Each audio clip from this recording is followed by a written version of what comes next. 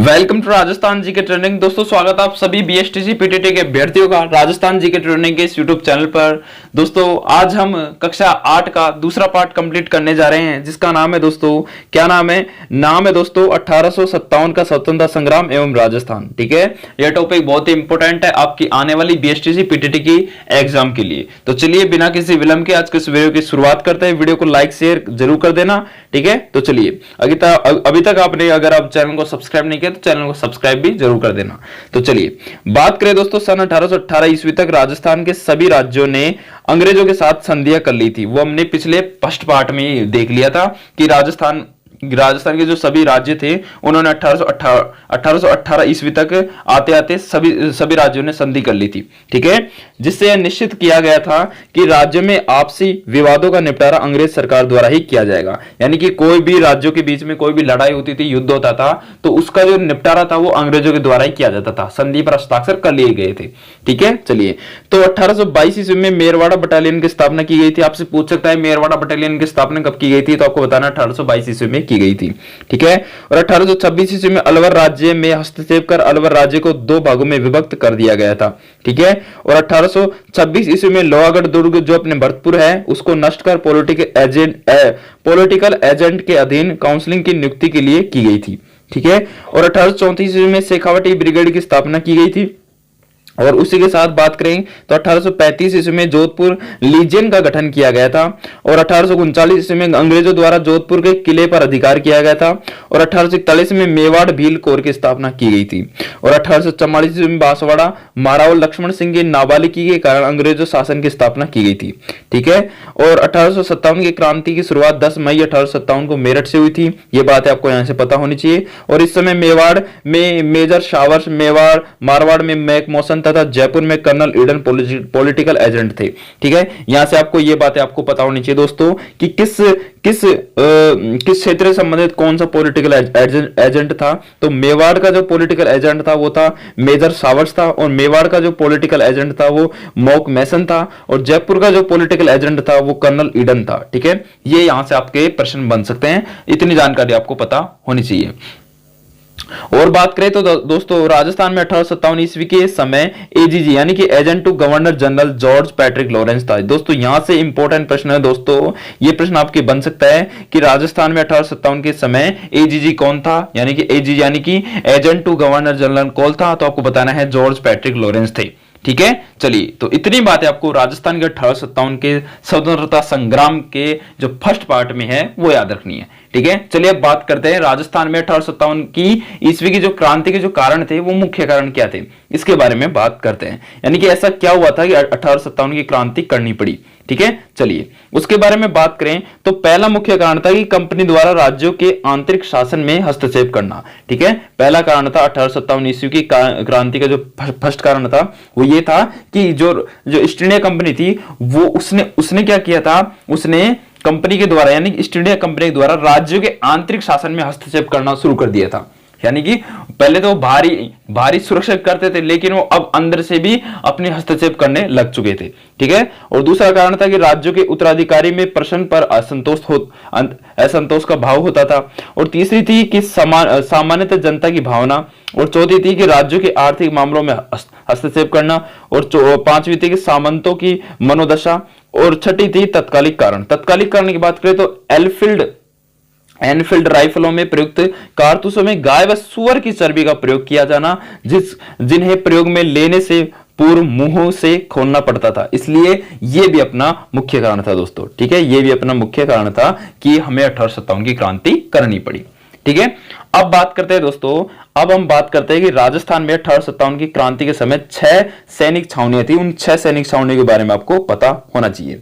ठीक है, चलिए इसके बारे में बात कर लेते हैं कि राजस्थान में 1857 ईस्वी के समय 6 सैनिक छावनियां थी। और वो 6 सैनिक छावनियां कौन कौन सी थी?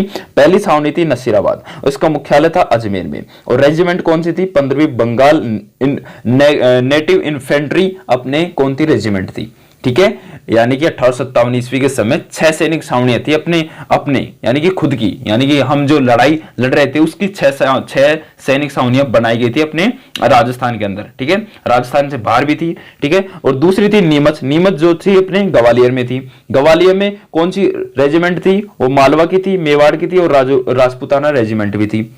और तीसरी जो सैनिक छावनी थी वो थी एरिनपुरा की, ठीक है, जिसका मुख्यालय पाली में था। और रेजिमेंट कौन सी थी, जोधपुर लीजियन थी। और चौथी जो छावनी थी उसका नाम था देवली। देवली कहां पे थी, इसका मुख्यालय था टोंक में। और रेजिमेंट कौन सी थी, कोटा कॉन्टीजेंट थी। और उसी के बाद दोस्तों अगली थी अपने ब्यावर। ब्यावर का मुख्यालय अजमेर में था और मेर रेजिमेंट इसमें रेजिमेंट थी। और जो छठी थी यानी कि पांचवी तो अपने पांचवी आ गई ब्यावर वाली, ठीक है। और जो चौथी थी वो थी देवली, जिसका मुख्यालय टोंक में था। और रेजिमेंट थी कोटा कंटीजेंट, ठीक है, और कोटा कंटीजेंट। और छठी थी अपने खैरवाड़ा, जो खैरवाड़ा का मुख्यालय अपने उदयपुर में था। और जो रेजिमेंट थी, रेजिमेंट का नाम भील रेजिमेंट था। तो ये बातें आपको यहां से पता होनी चाहिए कि 1857 की राजस्थान में 1857 ईस्वी के समय 6 सैनिक छावनियां थी और 6 सैनिक छावनी थी अपने। चाहे तो आप इनके बारे में नाम याद रख सकते हैं, कौन कौन सी, नसीराबाद, नीमच, एरिनपुरा, देवली, ब्यावर और खैरवाड़ा, ठीक है। चलिए अब बात करते हैं आगे दोस्तों बात करें तो 19 मई 1857 ईस्वी को एजीजी यानी कि agent to governor general Lawrence को मेरठ विद्रोह की सूचना माउंट आबू में मिली थी, ठीक है, ये बातें आपको पता होनी चाहिए। अब बात करते हैं डिटेल से नसीराबाद छावनी के बारे में। नसीराबाद छावनी के बारे में बात करें तो दोस्तों राजस्थान में 28 मई 1857 को नसीराबाद छावनी में सैनिकों ने विद्रोह कर दिया था, ठीक है। आपसे पूछ सकता है कि नसीराबाद छावनी में विद्रोह की शुरुआत कब हुई थी, तो आपको बताना है 18 मई को हुई थी। कब हुई थी, 18 मई को हुई थी। 1857 क्रांति तो आपको पता होनी चाहिए, ठीक है। और नसीराबाद छावनी में सैनिकों ने विद्रोह करना शुरू कर दिया था 28 मई को। फिर विद्रोहियों ने मेजर स्पोर्टिस एवं न्यूबरी की हत्या कर दिल्ली की ओर कूच किया था। यानी कि नसीराबाद की छावनी के वे थे जो सैनिक थे, उन्होंने स्पोर्टिस और न्यूबरी की हत्या कर दी थी। फिर वो दिल्ली की तरफ पहुंच चुके थे, ठीक है। फिर आता है दोस्तों नीमच छावनी। नीमच छावनी के बारे में बात करें दोस्तों, नीमच छावनी तो 3 जून 1857 ईस्वी को नीमच छावनी में सैनिकों ने मोहम्मद अली बेग के नेतृत्व में विद्रोह कर सशस्त्रागार में आग लगा दी थी। सशस्त्रागार जहां पे जो वो थे अंग्रेजों के जो हथियार थे उस पर क्या लगा दी, आग लगा दी।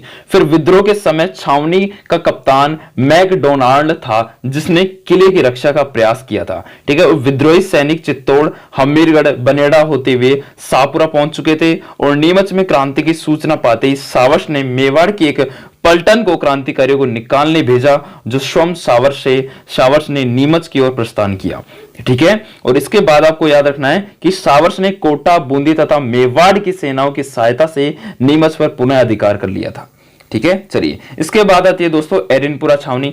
एरिनपुरा छावनी के बारे में आपको मुख्य बातें यह याद रखनी है कि 21 अगस्त 1857 ईस्वी को एरिनपुरा छावनी में विद्रोह का प्रारंभ हुआ था। कब हुआ था, 21 अगस्त को हुआ था। और जोधपुर लीजियन में मोती खां, सूबेदार शीतल प्रसाद एवं तिलक राम के नेतृत्व में विद्रोह हुआ था। और तीसरी बात यहां से याद रखनी है कि वे क्रांति के नेताओं के आदेश अनुसार चलो दिल्ली मारो फिरंगी का नारा लगाते हुए दिल्ली की ओर आगे पड़े। उस समय आहुआ का ठाकुर कुशाल सिंह था, यह भी आपको पता होनी चाहिए, ठीक है। यानी कि आपसे पूछ सकता है कि चलो दिल्ली मारो फिरंगी ये किस छावनी का ध्येय वाक्य है, तो दोस्तों आपको बताना है एरिनपुरा छावनी का ध्येय वाक्य है, ठीक है। और उस समय जो आहुआ के ठाकुर थे वो अपने कुशाल सिंह थे, ये आपको पता होना चाहिए। चलिए इसके बाद दोस्तों बात करते हैं आहुआ की क्रांति के बारे में। आहुआ की क्रांति में क्या हुआ था कि आहुआ में क्रांति का नेतृत्व ठाकुर कुशाल सिंह चंपावत द्वारा किया गया था 8 सितंबर 1857 को, ठीक है। और बिगोड़ा कहां पे, पाली में कैप्टन हथीकोट व जोधपुर महाराजा तकत सिंह की संयुक्त सेना के मध्य युद्ध हुआ था। फिर बाद में आता है चेलावास का युद्ध। चेलावास का युद्ध भी दोस्तों अंग्रेजों के साथ में किया गया था 18 सितंबर 1857 को, ठीक है। इसमें क्रांतिकारियों तथा जोधपुर के पॉलिटिकल एजेंट मैक मौसन के मध्य चेलावास का युद्ध हुआ था। इस युद्ध में मैक मौसन का सिर काटकर आहुआ के किले के दरवाजे पर लटका दिया गया था। यह बातें आपको पता होनी चाहिए। चलिए आपसे पूछ सकता है दोस्तों कि किस युद्ध में मैक मौसन यानी कि जोधपुर के जो पॉलिटिकल एजेंट थे मैक मौसन का सिर काटकर आउवा के किले पर लटका दिया गया था, और वो युद्ध था दोस्तों चेलावास का युद्ध। कौन सा? चेलावास का युद्ध। अगला है ब्रिगेडियर होम्स के नेतृत्व में सेना ने जनवरी 1858 ईस्वी में आउवा के किले पर आक्रमण कर किले पर अधिकार कर लिया था फिर वापस। ठीक है, चलिए इसके बाद आपको बताना है दोस्तों, इसके बाद आपको जो याद रखनी है वो ये पंक्तियां कुछ याद हैं दोस्तों। ये पंक्ति क्या कहती है कि आवा की क्रांति के संबंध में प्रचलित गीत था कि ढोल बाजे चंग बाजे बालो बाजे बांकियो एजेंट को मारकर दरवाजे पर टांकियो। ठीक है, ढोल बाजे चंग बाजे भलो बाजे बांकियो एजेंट को मारकर दरवाजे पर टांकियो। ठीक है, ये अपने आवा की जो क्रांति थी उसके संबंध में प्रचलित गीत था। ठीक, उसके बाद आती है दोस्तों कोटा में क्रांति।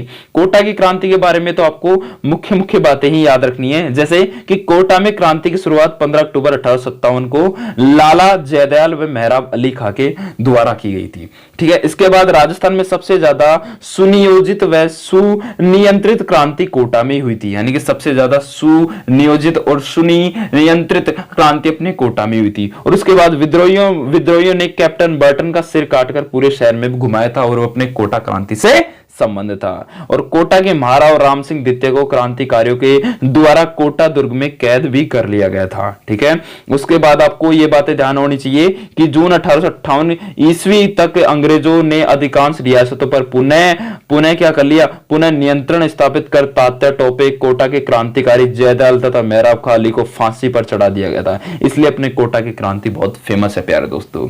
ठीक है, चलिए इसी के साथ बात करते हैं 1857 ईस्वी की क्रांति की असफलता के कारण क्या थे, इसके बारे में अब डिटेल से बात कर लेते हैं कि 1857 की क्रांति हमारे लिए असफलता का कारण क्यों बनी। ठीक है दोस्तों, 1857 की जो क्रांति थी उसकी असफलताओं का सबसे महत्वपूर्ण जो प्रमुख कारण था वो यही था कि अधिकांश राजा महाराजाओं द्वारा अंग्रेजों को भरपूर सहयोग प्रदान किया गया था। यानी कि अधिकांश जो राजा महाराजा थे उन्होंने अंग्रेजों का साथ दिया था, ना कि हमारे सैनिकों का साथ दिया था। ठीक है, अगर हमारी सैनिक छावनियों को वो अगर साथ देते ना, वो जरूर हम 1857 की क्रांति के समय ही अंग्रेजों को यहां से पछाड़ फेंक सकते थे।